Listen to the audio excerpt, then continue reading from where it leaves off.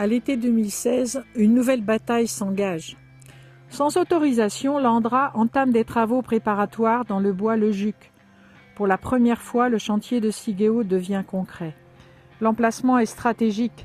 Cette forêt de 220 hectares serait située juste au-dessus des 270 km de galerie. En lieu et place du bois, 5 puits seraient creusés pour ventiler les rejets de gaz radioactifs et d'hydrogène et acheminer le matériel. Les habitants du coin, jusque-là silencieux, vont relever la tête. 100 000 ans, c'est une bande dessinée et ce livre en fait retrace toute l'aventure de la ZAD en fait, qui a été assez célèbre, de Bure, où on projette d'enfouir des déchets pour 100 000 ans, des déchets ultra radioactifs, sur un chantier qui pourrait durer jusqu'à 130 ans.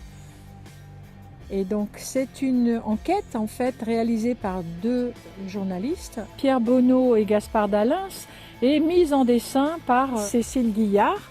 C'est une vraie enquête, et avec à la fin du livre tous les documents qui prouvent ce qu'ils affirment dans la bande dessinée.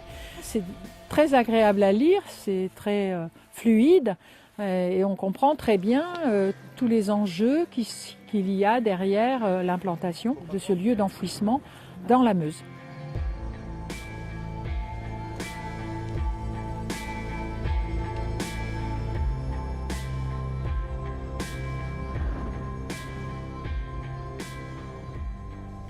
Ce qui m'a plu, c'est justement de retrouver dans cette bande dessinée la trace des choses que nous avons vécues en Limousin.